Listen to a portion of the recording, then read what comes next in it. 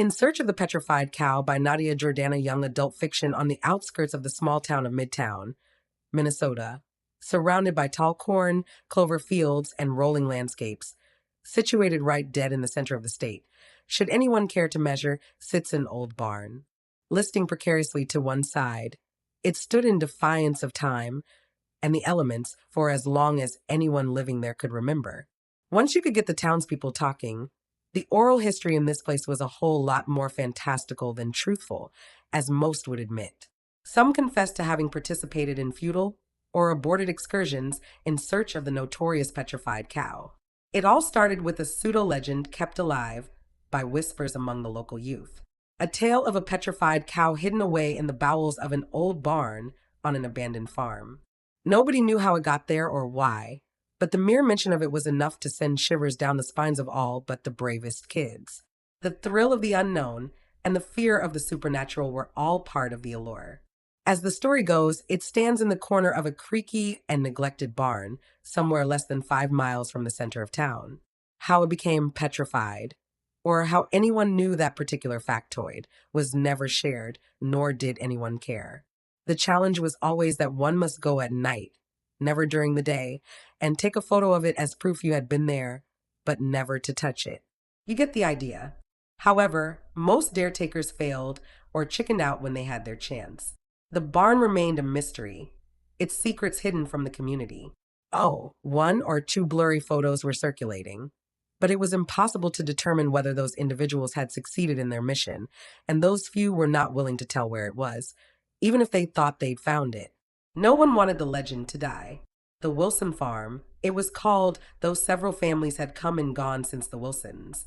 The house was a burned-out hole in the ground partially filled in with dirt, debris, and trash from the property, along with the occasional appliance deposited under cover of darkness by farmers not willing to pay hard-earned cash to have them hauled away. After the fire, the last family to live there moved away, leaving the property to decay. There were a few other likely farms where the petrified cow might be hiding if it existed at all, but most believed it was there at the Wilson place, where the haunting echoes of farm families from generations past lingered in the air like dust in the sunlight streaming in through the cracks of the walls. And on this steamy August evening, a group of teenagers gathered to hatch a plan they hoped would go down in local legend. Among them was Jerry, the charismatic leader with a mischievous glint in his eye. Sonia, the logistical brains of the operation with a quick wit and a knack for trouble. Rusty, the quiet redhead whose loyalty knew no bounds. And Karen, the new girl in town with a fiery spirit, a thirst for adventure, and a solid desire to fit in. They called themselves the Midtown Marvels, a fun-loving and rambunctious foursome bound together by a shared sense of boredom, daring, and a desire to shake things up in their sleepy little town. Tonight, they would indeed create a stir, and in the process, they hoped to become legends themselves. The plan was to find and move the petrified cow out of the barn, transport it to downtown Main Street in the dead of night, and leave it in the park next to the railroad tracks across from the High 10 bar. I can't fathom why no one ever followed through with this. How scary can it be? We'll bring some equipment and tools, plenty of light. We know what to do. We'll be in and out in less than an hour, Jerry said to the huddled group. And so, with flashlights in hand and a sense of mischief in mind, the Midtown Marvels set out to uncover the truth behind the stories they had heard.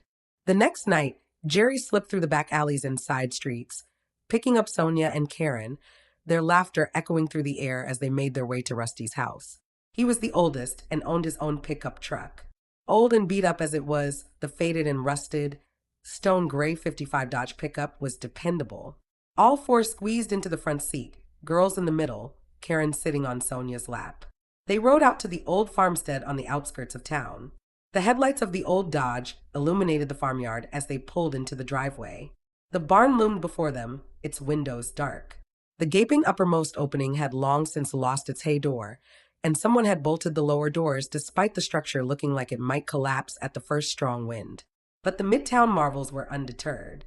With a snip of Jerry's bolt cutters and a well-placed kick from Rusty, they were inside, the musty scent of decades-old manure and moldy hay hitting them square in their faces. Jerry and Rusty high-fived each other and, in fun, pushed Karen off balance. Ever the serious one, Sonia pipes up, watch your feet. There can be boards with nails sticking up. The last thing we need is one of you clowns to get a spike through their foot. I've seen it happen to my uncle, and it's awful, so stop it. I'm not kidding. Moving forward single file, still giggling, their flashlight beam skittered across the walls as they gingerly made their way deeper into the barn, hearts pounding with excitement and anticipation. I'm scared. What if we get caught? What if something bad happens? Karen's voice wavered. The rest looked at each other's shadowy faces, and daunted, they were about to agree with Karen and give up when they saw it. A massive shape, casting a distorted shadow against the adjoining wall, its form twisted and contorted like something out of a nightmare, the telltale black and white spots of a Holstein cow, or at least what was left of it. Skeleton protruding in places, dried flesh, hide, leather, all intact, and amazingly still standing upright in the corner next to the stone foundation. It must have been preserved like this by the cool, dry, consistent temperature. But I have to wonder, Sonia said to the others, how did it die in the first place? Why leave it here? Wouldn't it have toppled over? Did someone do something to keep it together like this? Perhaps a taxidermist who abandoned a too ambitious project? The mysterious apparition only deepened questions in the collective thoughts of the teens. The terrifying, hollow eye socket stared back at the not-so-brave now teens in silent admonishment at its suffered indignities. For a moment, the Midtown marvel stood frozen, the weight of the legend bearing down on them like a heavy tarp. Do we really want to move it? Karen asked, serious doubt in her voice. Then, with nervous laughs and shared glances, they all sprang into action. Sonia shouts, "Come on! We're here. Don't wimp out," and directs the operation with the precision of a true leader, her knowledge of engineering and physics coming to the forefront, along with Jerry's experience as a summer farmhand. They devised a plan to move the massive hulk using the still operational rope and pulley system from the mow. They soon found two leather milker straps hanging from spikes on a door frame and fitted them under the front and back legs to make a belly sling to hold the carcass steady. "It isn't heavy, so much as it is awkward," said Jerry to the rest of the bunch. "This is much more like a dried out, mummified cow than anything else. It's not petrified stone at all. As a loosely held together mummy, this creepy bag o' bones will require careful handling." With Rusty and Karen providing the muscle, and Jerry serving as a lookout to be certain no one comes along, they set to work, their laughter mingling with the creaks and groans of the old building. It was a scene straight out of a heist movie, with each group member playing their part to perfection. After untangling and testing the rope apparatus, they attached it with bungee cords to the backstrap of the belly sling, which they held in place until they got the ropes taut enough to hold everything together. Inch by inch, they lifted Dolly, the bag o' bones, as they were calling it, up and out of the lower level of the barn, 10 feet, through the oversized ladder climbed through. There, they stopped, secured the ropes, and let the prize hang there until all four regrouped in the hay mow to complete stage 2 of the operation. Once in the mow, they hoisted it all the way up 19 feet to the rail, running horizontally towards the gaping hay door. All went well at the top, and the pulleys did their job as they clicked and switched the trajectory from vertical to horizontal and out to the hay hood, where they once again tied off the ropes. Sonia and Karen were to maintain the position as Jerry and Rusty hurried outside to guide Dolly down. "Okay, give us a little rope," Jerry shouted to the girls. But without warning, Dolly descended too fast towards the waiting truck bed. "Stop, Sonia.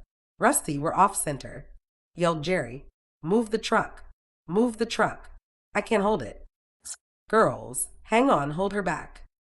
Sonia and Karen rescued the operation, and Rusty repositioned the truck. "You stay here and hang on," Sonia said to Karen and hurried down to help Jerry. "Okay, now let's work it the rest of the way down," Jerry said as he and Sonia simultaneously shouted commands to the other two.